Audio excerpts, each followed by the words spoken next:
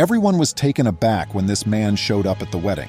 However, they were mute when he took the mic. Welcome to USA Stories channel. Do not forget to subscribe and activate the bell button to receive all new updates. Now let's go to the story. John was a 40-year-old vagrant. All he can recall is waking up in a hospital almost 5 years prior. He wasn't even sure of his own name, but he was dubbed John by the medical staff, so he went by that. He was informed at the hospital that he had been discovered on the side of the road, barely alive.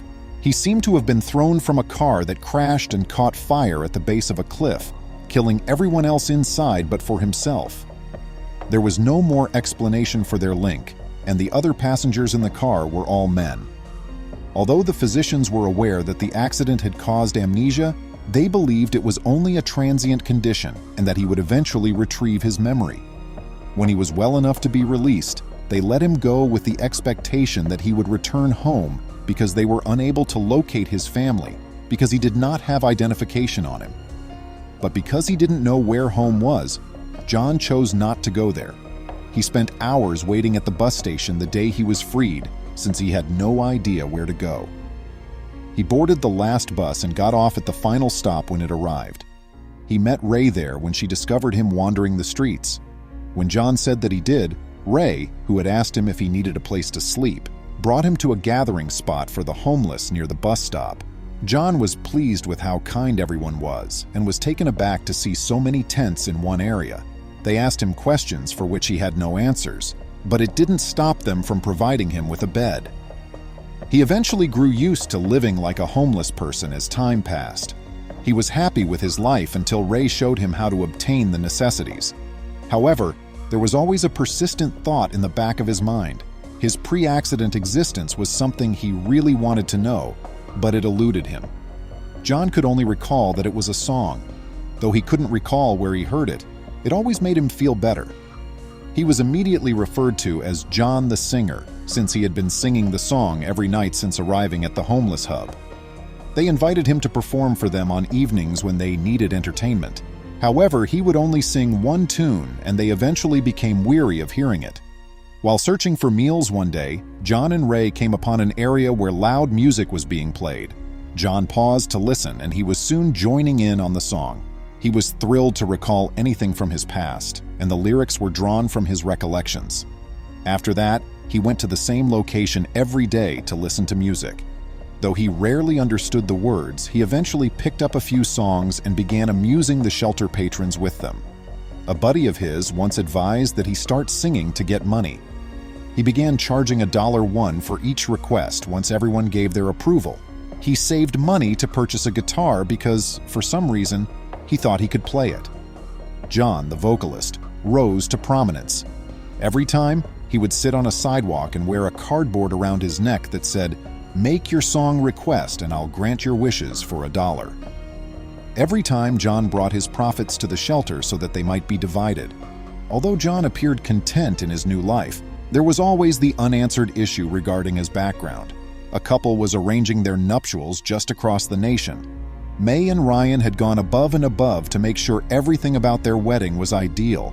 To have their fairy tale wedding, they had put off the event for years. It was all part of their ideal, so they purchased the luxury clothes and even organized the destination wedding. But as the wedding day drew nearer, May began to experience sadness.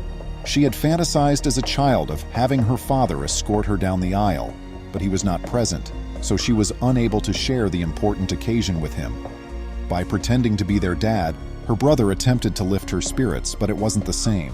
They flew to the wedding location 2 days before to the event to put everything up.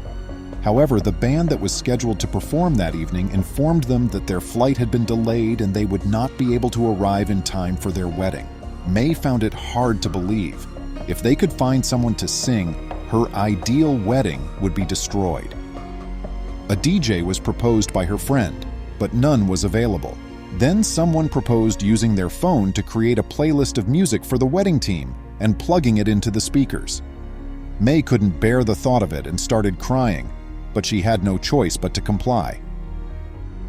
Following the resolution of the music issue, the groom and his pals celebrated the Bachelor's Eve in the town. They heard a homeless man sing to a gathering of people while they were traveling. The groom had an epiphany after hearing his thunderous voice. After handing the man $1, he approached him and requested him to sing a wedding song. The guy spoke, filling the room. The homeless man said yes when Ryan, the groom, asked him if he would want to perform at the actual wedding the next day.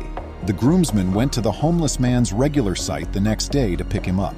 His name was John. Despite his best efforts, his clothing were soiled and outdated. The groomsmen bought him an outfit since they knew he wouldn't have anything good to wear. He still appeared rather haggard with his long hair and disheveled beard, but he looked better. When it was time for the bride and groom to dance, they instructed him to come on stage and sing. The bride was unaware of the surprise the groom had planned for her until just before the wedding celebration, but she was at a loss for ideas. She watched a man with a guitar come on stage when it was time for their first dance. A few visitors, including May, were uncertain about his presence. They were really a little taken aback and questioned the identity of this scruffy-looking dude.